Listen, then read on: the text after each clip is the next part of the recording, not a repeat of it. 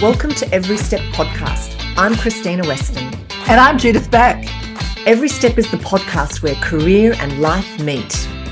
With a new guest every episode, we explore the gutsy issues affecting everyone in the workplace. Today, we are joined by Brian Hartzer. Brian is an experienced executive, leadership mentor, and investor who is chairman of Beforepay, an ASX-listed salary advance business, and Reejig, which is an AI-based HR technology startup. Prior to his current roles, Brian was CEO of Westpac Banking Group and is also the author of The Leadership Star, which is a practical guide to building engagement. Brian, we're so happy to have you here. Welcome. Thanks. I'm looking forward to it.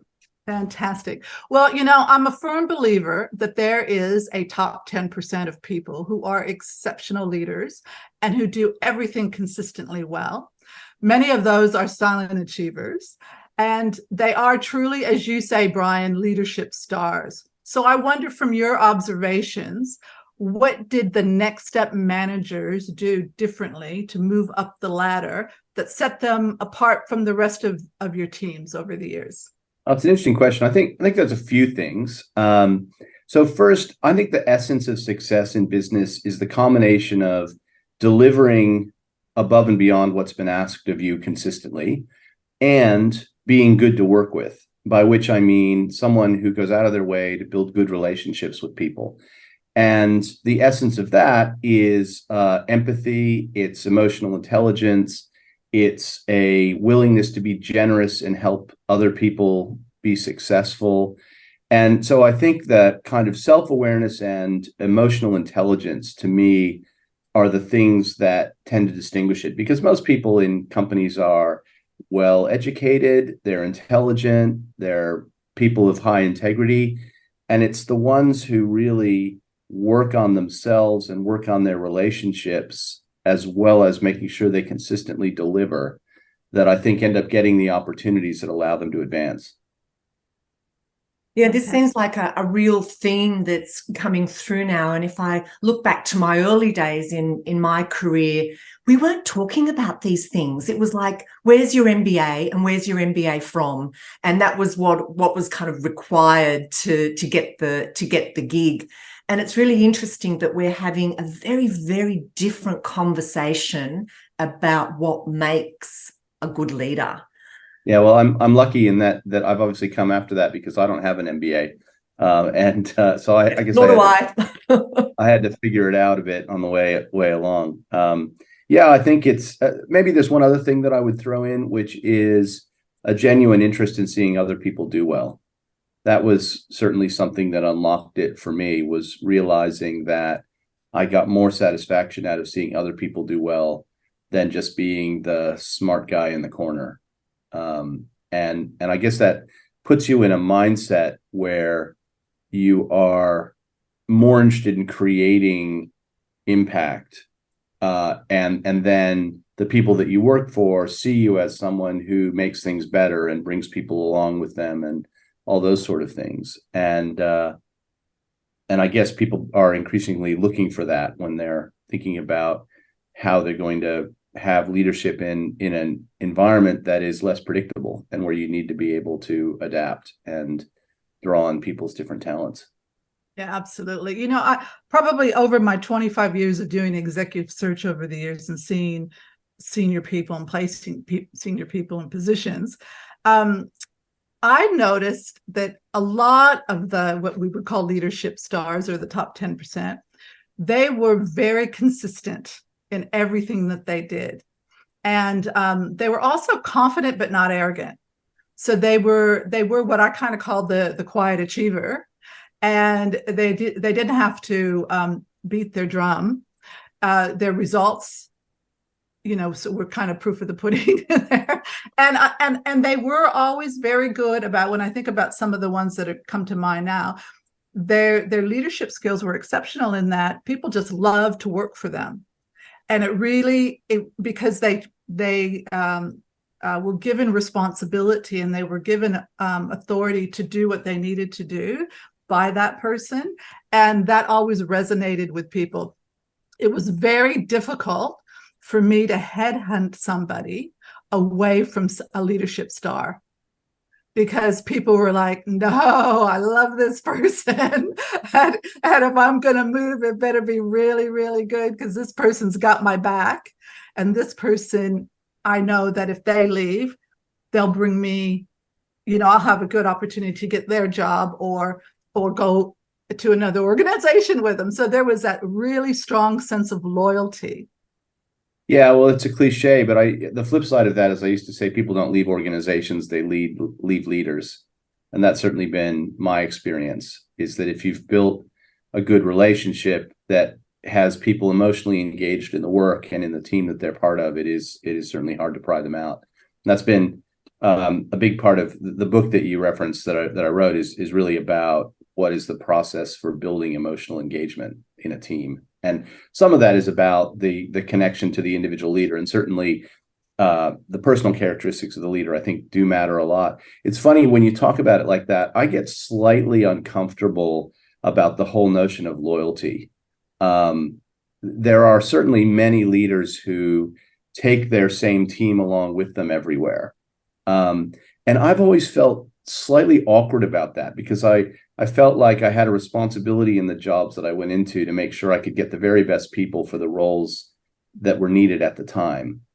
And I had an obligation to look after the people who worked for me's best interests, but that didn't necessarily mean that my job was to protect them and hold on to them. To me, it was more like finding the right next opportunity for them. And that might not be with me. And I've always approach those conversations with people that the start of this conversation is, let's talk about what's best for you. And then I'll talk about what my interests are and what the company's interests are.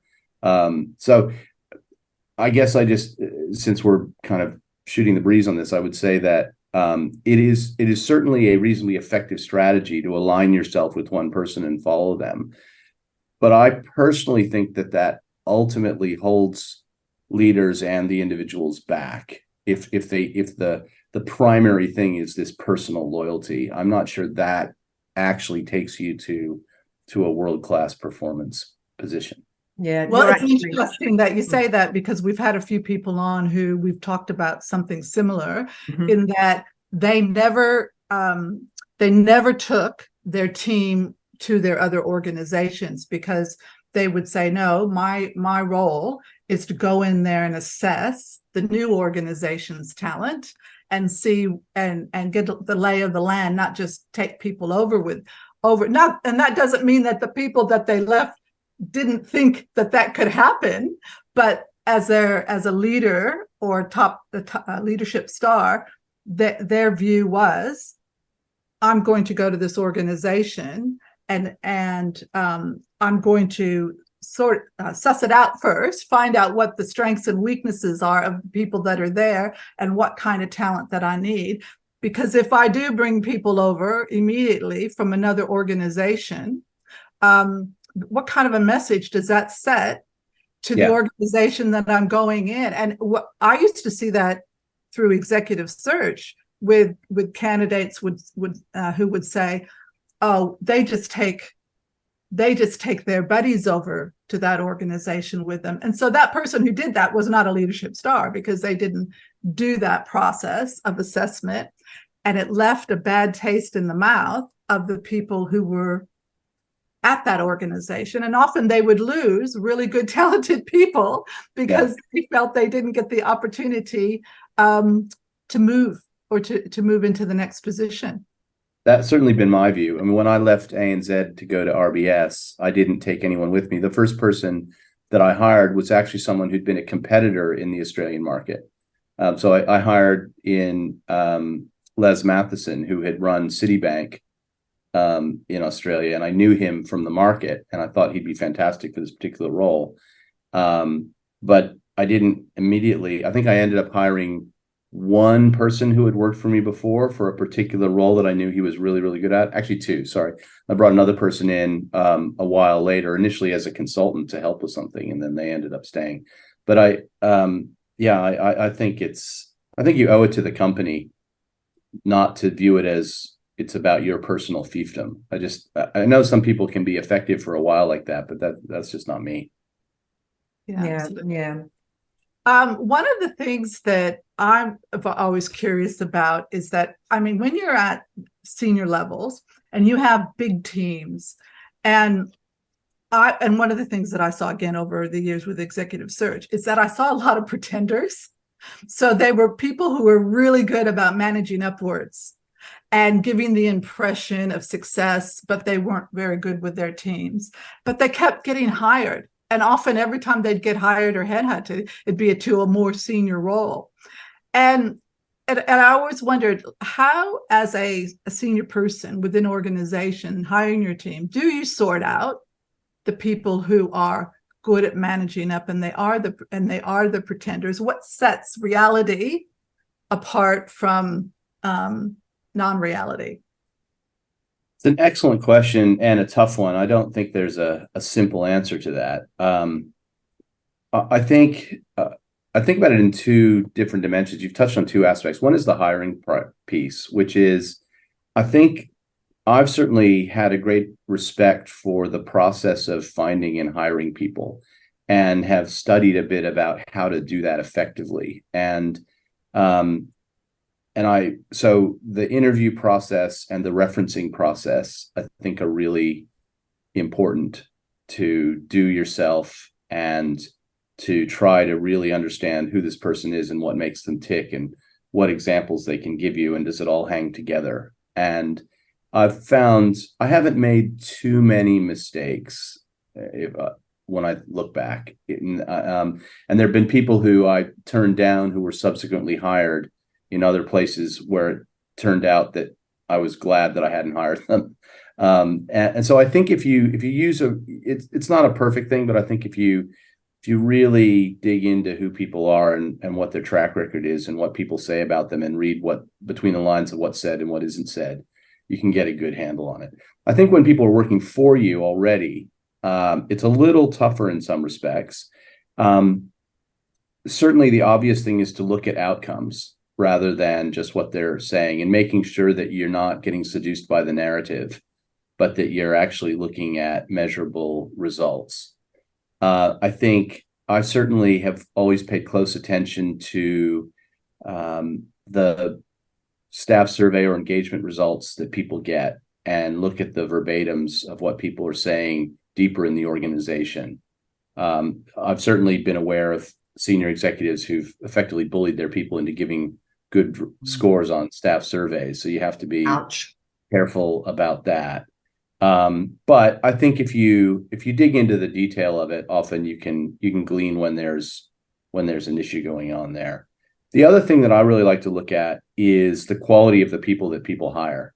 So to me, one of the best bits of evidence about how good a leader is to look at their team and say, what's the caliber of the people that they hire? One of the things that I would do consistently every year in my performance appraisals is I would have a measure for every executive, which is improve your bench strength.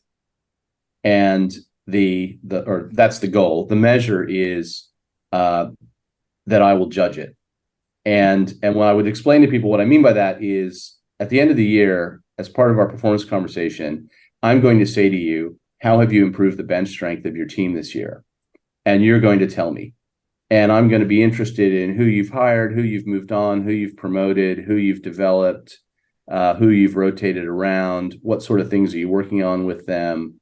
And I'm just going to listen to that and decide whether or not I think that's compelling or not.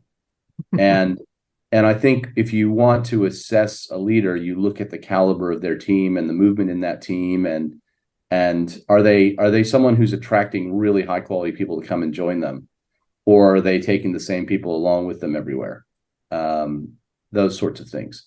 And I think the other piece is to get out of your office and go out and look with your own eyes as to what's going on, and talk to people and take your own soundings.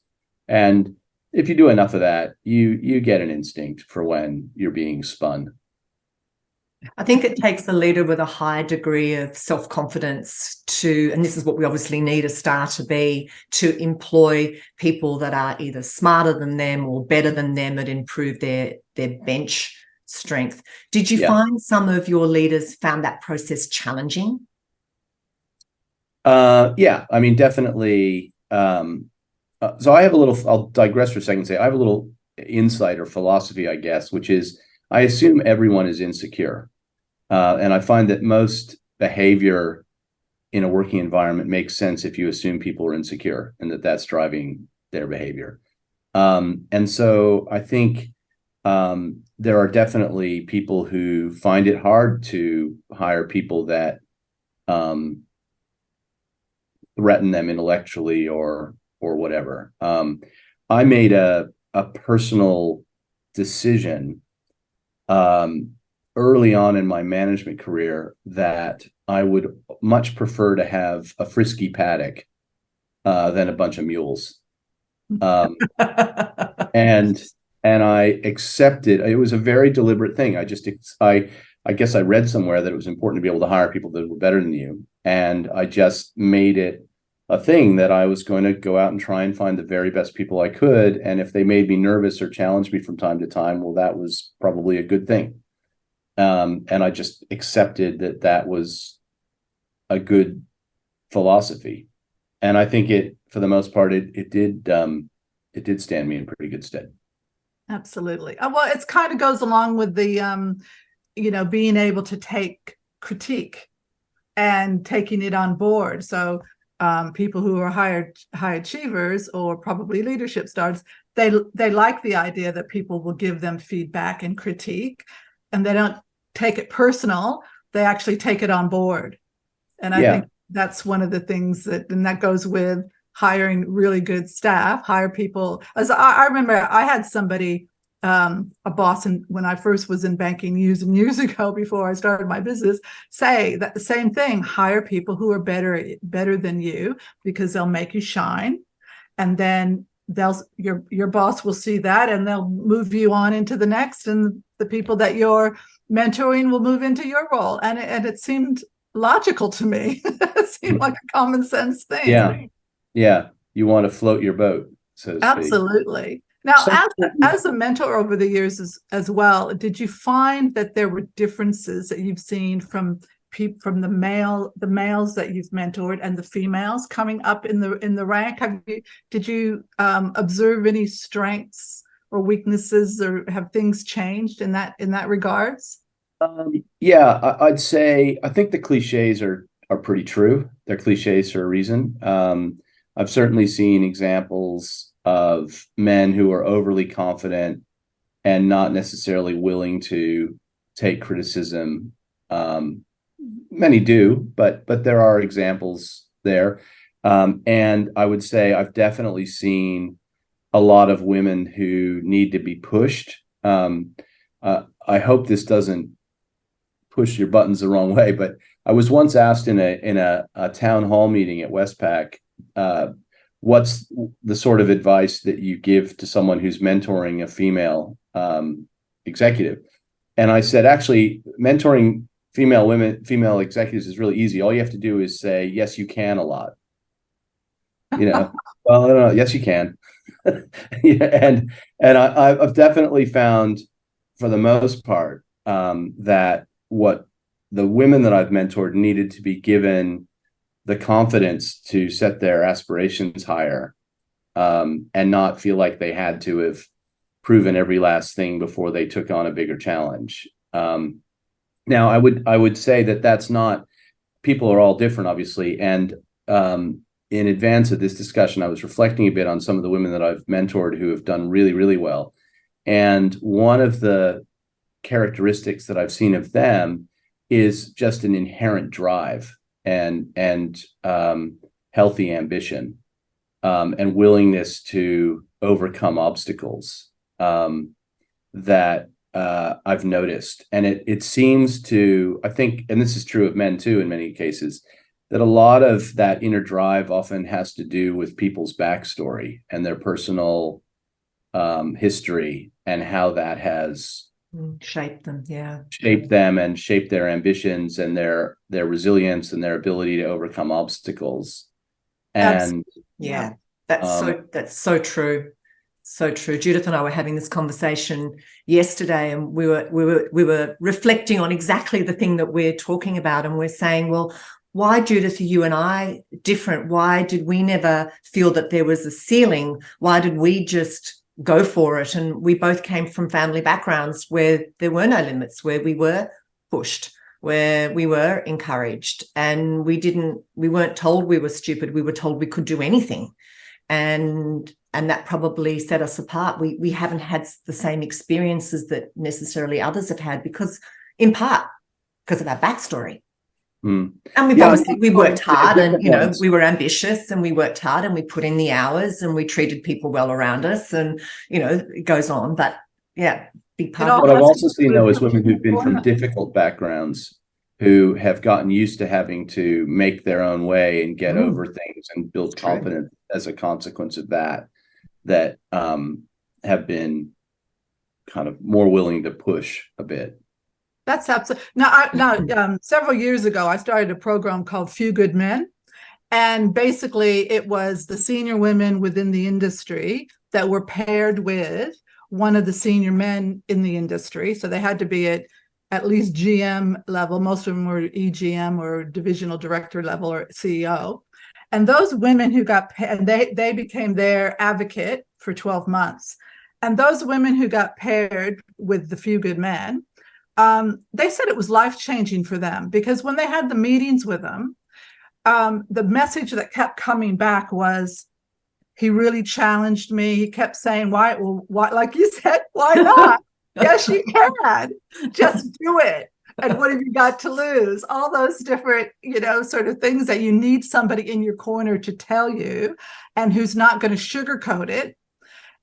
Because over the years, we have, like when I was doing search, what I found the difference was between the men and the women during all those years was that the men had people in their corner telling them, what do you got to lose? Go for it. They had all these advocates, they had on average about 12 by the time they got to mid-level, and the women didn't.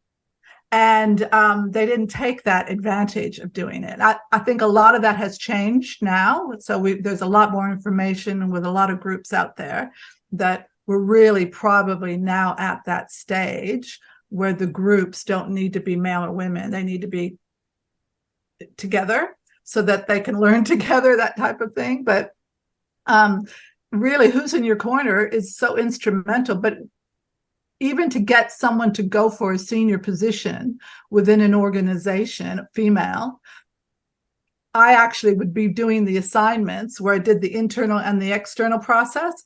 And I'd have to say to the company, how come there's no female candidates applying for this role? And they'd go, well, it's been out there. And I'd have to get permission to headhunt out of that company. So virtually might be doing a private banking role. And then I'd tap a shoulder on somebody from business banking or retail that was really good. And I'd hear, oh, but I don't have private banking experience. So what? You've been running a team. And it was that kind of, where the guys didn't care. The guys just went, hey, I'll give it a go. I'll go for that role because I'll meet people. If they don't think I'm right, they'll tell me. I'll meet people. It's a networking, and then I'll be top of the mind. I'll be on the radar, and it works every time. Even if they don't get the role, they're on the radar and they've met people. So it's that philosophy. It's really interesting because in your opening statements, when we started to talk about what makes a leadership star, there was not one word about domain experience. It was a whole range of other characteristics, personal characteristics, not necessarily having domain experience in this product area or that product area or this vertical or that vertical. So it's really interesting that when we talk to leaders about what makes a great leader, they talk about the softer skills, the interpersonal skills, self-awareness. And they're not saying, oh, they need to have really good skills in ABC domain. Yeah, I'd probably put a little subtlety on that, which is that you can go too far in this direction. So I did say that you've got to have a track record of delivery. And I do think sometimes the coaching industry and all the atmospherics around that can step away from the fact that you actually need people who get stuff done and do it well and are prepared to to work hard and get into the detail on stuff. And I often would counsel people on career development. I describe it as the Zen of career development, which is if you want to get promoted and make a lot of money, what you should do is not worry about that. And actually just worry about being really good at what you do and building relationships with people, and those things will follow. And I do think there is an element where one little thing about my background was that I made a commitment to myself based on observing a boss I had who flamed out very early in my career, that I was not going to move up until I'd mastered the level that I was at. And so a couple times in my career, I actually turned down promotions because I felt that I was not ready, and that I really needed to get more out of the phase that I was in. And I think that was a really important thing that I did. And I do think that having at least one area where you have real domain expertise, I think, is an essential component of rising in an organization. You need something you can build your credibility on. I had a boss who once described it as you want to be T-shaped, where you want to be able to go really deep on something and then, reasonably broad on a lot of things.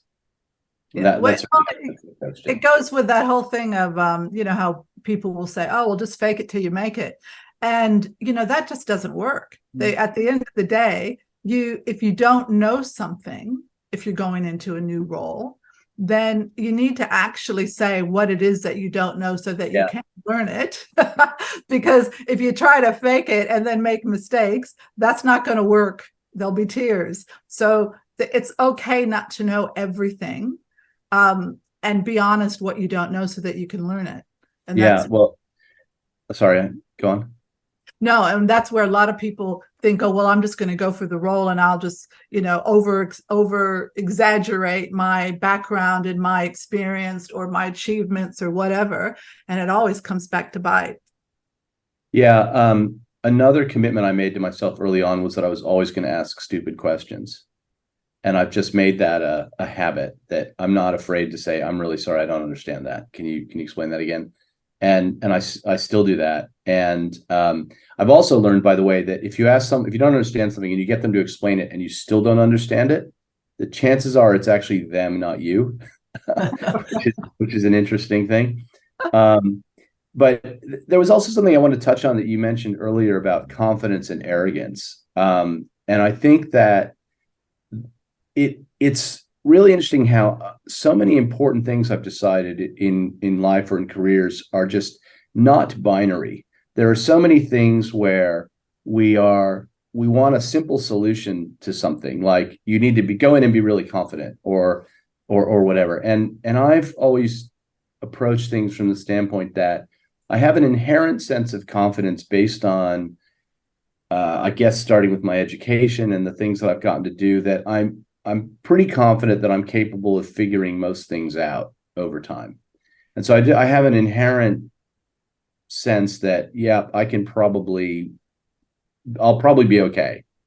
But I don't kid myself that I have all these incredible skills. And in fact, I try to not have excessive confidence about most things that I go into, and actually just have an open mind and try and be curious and take it all in. And so I think that has stood me in pretty good stead over the years.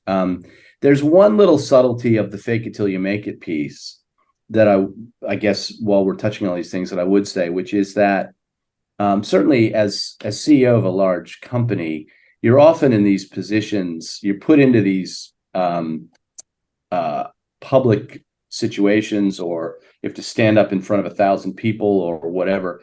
And I would often think to myself, what the hell am I doing here? I mean, I'm just a suburban kid from Connecticut. Like, what do I know? And you have to say to yourself, well, actually, part of this is playing a role.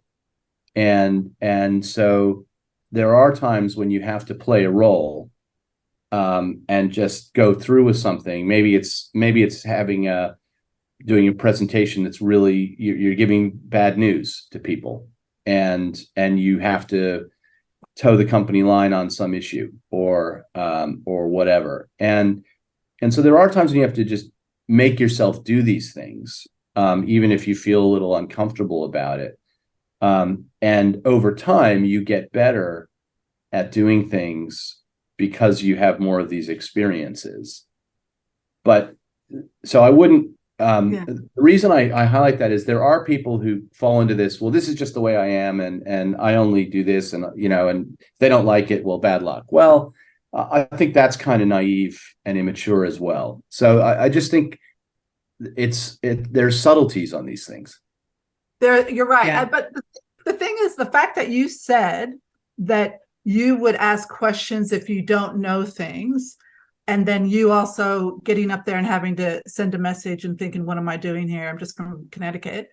That's confidence as far as I'm concerned, because you have the confidence to be able to ask about things that you don't know, or not be so cocky that you get up there and go, well, I know it all and everything else.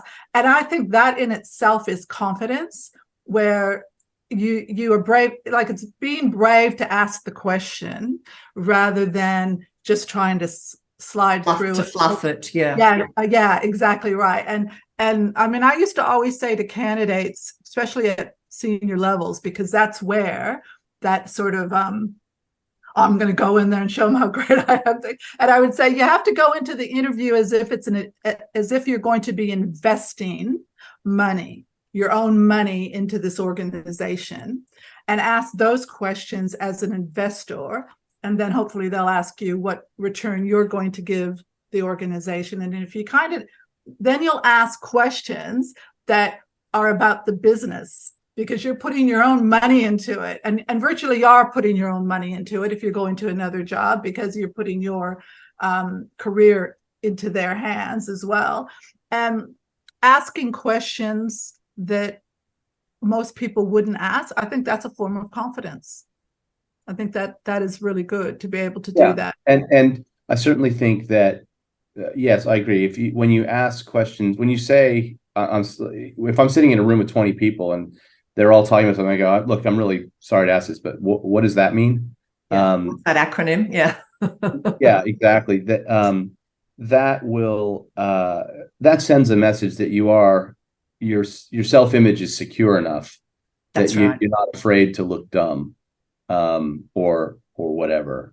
So it does. It is a useful technique, actually, that asking a dumb question does send a message that you're confident. I think that's right. Do you think we have a skills gap between where a leadership star can be and where the majority of kind of up and coming leaders are, or are we at that point where there's a much greater awareness of the skills that are required outside of domain, assuming people are really good in their particular domain? Is there still that skills gap in your observation in terms of people you're coaching, organizations you're working with and investing in? Yes, I think so. It's interesting. You've been referring to the leadership star. The reason I called my book The Leadership Star was not to suggest that, certainly not that I was a star leader. The idea of the star was there's 5 points on a star, and it's a mnemonic to remember the framework that's in my book. So my framework is about, I guess you could think of it as skill building, that I found that I didn't have a framework for thinking about what are the things I need to go do on a consistent basis as a leader. There's lots of generic things about supporting your people and empathy and being inspirational and, or whatever. You read all these things and you kind of go, okay, yeah, but what do I do on Monday? And so I think that a gap that I saw was giving people a framework to think about, what do I personally need to go do on a regular basis? And that was the contribution that I tried to make. So there's a lot of talking about leadership. There's not so much talking about how to do it. Correct. And so I guess in that sense, I think, yes, there is a gap. There's a lot of support for people about thinking about resilience. There's a lot of support about the importance of authenticity and purpose and these sort of things. But I found they're often talked about in kind of conceptual terms rather than, okay, here's a way to go and do this. there's a lot of managerial frameworks and techniques that you have this set of operating rhythms and sales rhythms and so forth. But this notion of how you engage people emotionally in a sense of purpose and bring them together and inspire a team, how do you actually do that? I felt is something that we don't necessarily teach people. Yeah, I couldn't agree more. It's these throwaway lines, but we're not actually doing the step through, and we're not talking about the emotional workout and the reflection and the self-awareness that needs to take place and the work that we need to do in ourselves before we can actually be that for others. Yeah. So you're spot on. You're spot on. Absolutely. And how do you think that with the new environments that we're in, working from home and people sort of being, how do you think that leaders are going to, do you think they're going to have to change, or do you think this is something that's going to pass, or do you think it's they'll have to adapt new ways of engagement? And if so, what kind of ways do you think they'll have to engage with their leadership teams now to make sure that they are they are bonded, so they are part of the team, basically? Yeah. So I think in a corporate environment, on a typical office environment where probably a lot of your listeners are working, I think hybrid working is here to stay. I think it probably went to an extreme during COVID, and it's probably in a process of winding back a bit, but I don't think it's going to go back to the same focus on being in person that everybody did before. What I think that does is makes the process of leadership a little more challenging, but doesn't necessarily change what you need to do. It's a bit more about how you need to do it. So if I think about the 5 things that I say are important to building an engaged team, it's demonstrating care for the individual. It's giving people context, the purpose about why the organization exists. It's giving them clarity about what a good performance looks like, what a great performance looks like, what behavior is important. It's about clearing the way for them so that you can knock over the barriers to their success. And it's about celebrating their performance, so building a culture of appreciation. All of those things are a bit easier to do when you're together physically as a team. So how do you build a trusting, caring relationship with individuals when you're only dealing with them staring at a Zoom screen? I think that's actually a little harder. So you have to be a bit more creative, but recognize that the essence of what I need to do is build a relationship of trust with each individual where they feel acknowledged for who they are, that I'm interested in their success on their own terms, and that I am taking actions to help them be more successful on their own terms.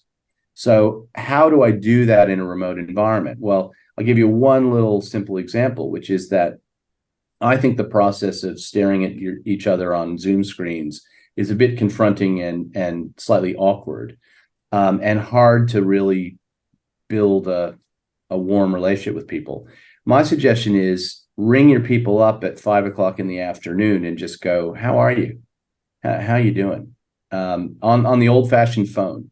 Yeah. And just have an old-fashioned conversation where they're not worried about how their makeup is, or if their hair is sticking up or whatever. You can just and they're not in a rush to get to the next Zoom meeting that's scheduled for 20 minutes from now. You can actually relate to people. And now in a perfect world, you get people together physically from time to time to break the ice and get to know each other on a more personal basis and give people a chance to let their guard down and talk about how they're really feeling about stuff and what their aspirations are and so on. So I just use that as an example, that pick up the phone as opposed to schedule a Zoom call at 10:30 a.m. As one little example. And then if you think about, to pick one more, so context for me is a lot about purpose and helping people connect what they do all day with the broader purpose of the organization and the impact that it has. Now, if all I do all day is sit at home and process paper and create PowerPoint presentations or whatever it is that I do, then I'm not necessarily going to feel connected to the outcome. So how can I create some events or some maybe it's as simple, if it has to be but remote, well, can we invite a customer to come to a Zoom meeting and talk about the impact of the product or the service that we're providing on their business and bring it to life for people? I just think you have to be more creative about how you do these things. And I do think wherever possible, there needs to be an element of in-person connection, because we are social animals. And I think in the long run, leaders who are successful need to drive creativity and innovation. And I don't think that happens that easily in a stilted multi-screen Zoom meeting. I think you have to get people together interacting informally for that kind of work to happen, and for the mentoring that you need to create an effective and sustainable organization. Yeah, what was that old adage? Norming, forming, Storming, norming, and forming.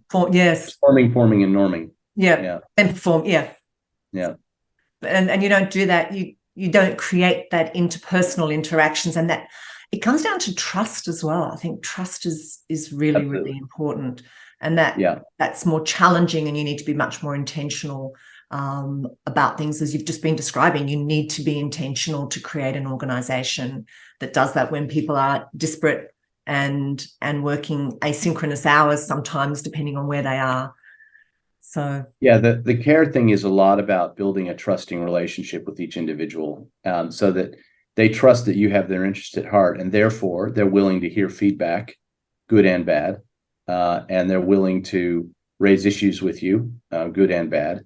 And so, yeah, I think taking the time to build that trusting relationship with each person as an individual is really critical. Yeah.